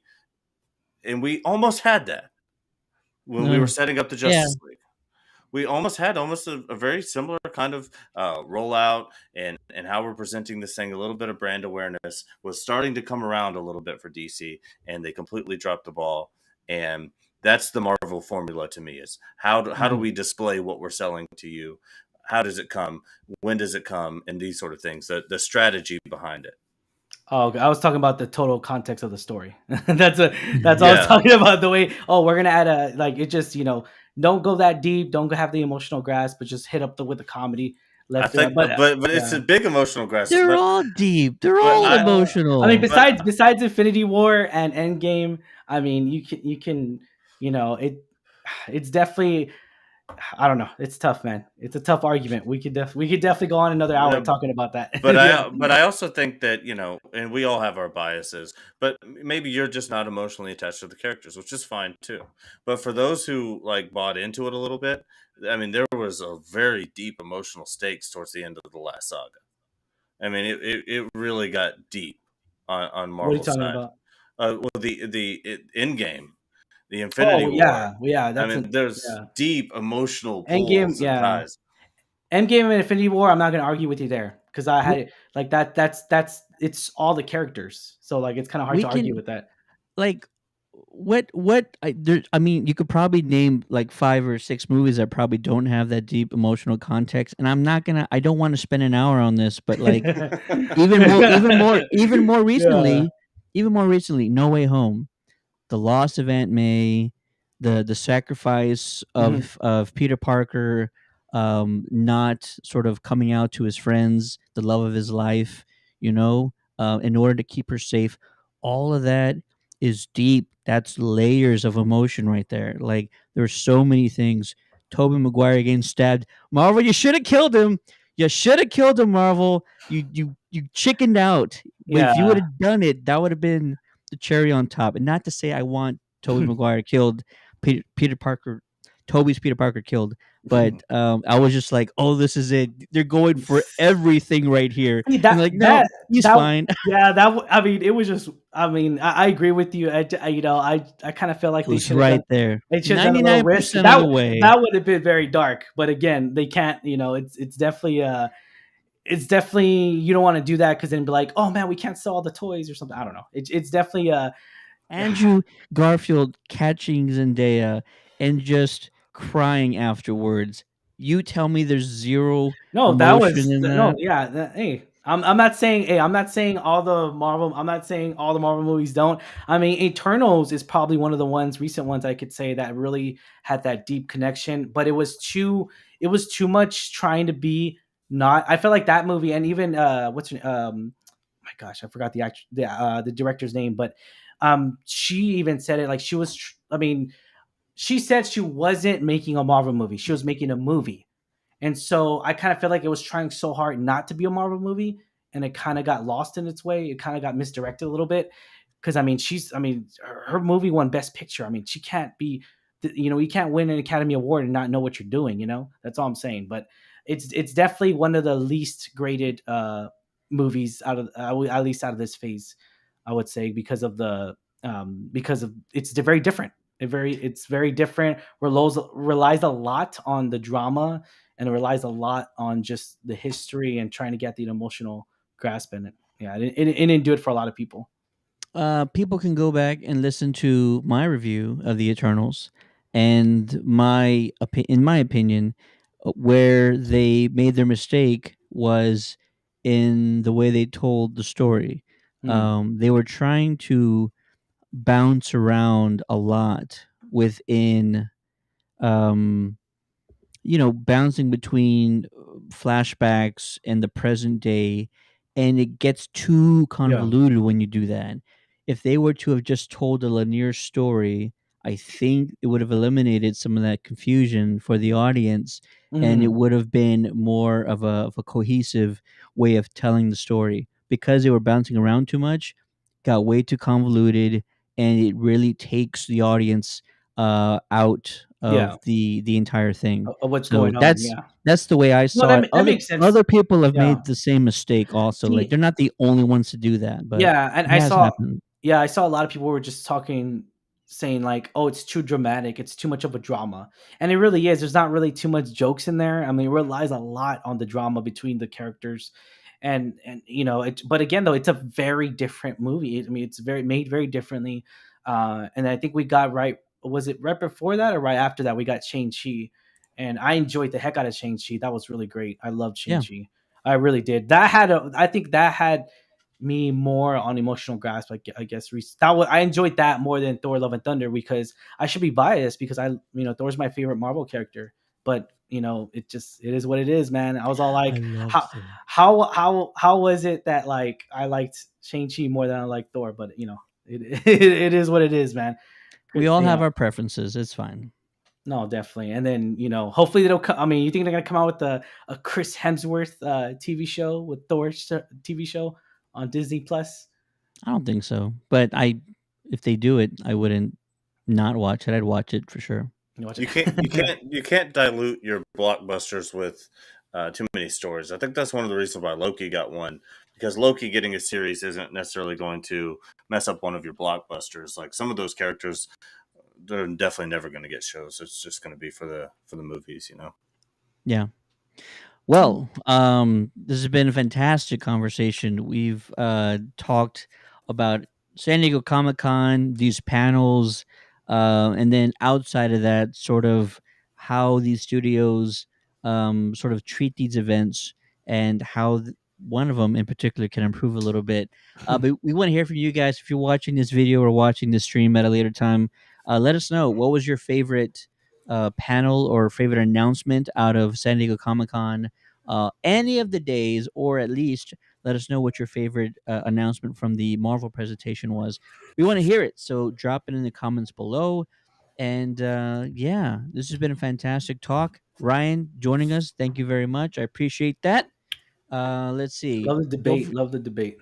Don't forget to check out our merch store. The link is in the chat. It's over at Redbubble. Check out the new shirts that we just dropped. We will be over at the Superhero Car Show and Comic Con August 4th through 7th. You can scroll through our timeline on Facebook or Instagram to check out some of the announcements they've made.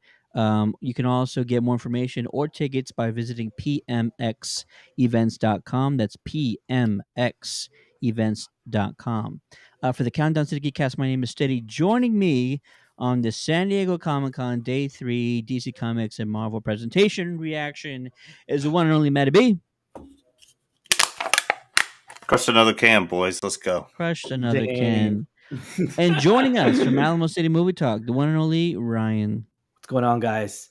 Superman means hope. That's all I'm saying. There's hope. There's hope in the DC franchise. That's all I'm saying. There always will be. I agree. One day, maybe. Have a good night, guys.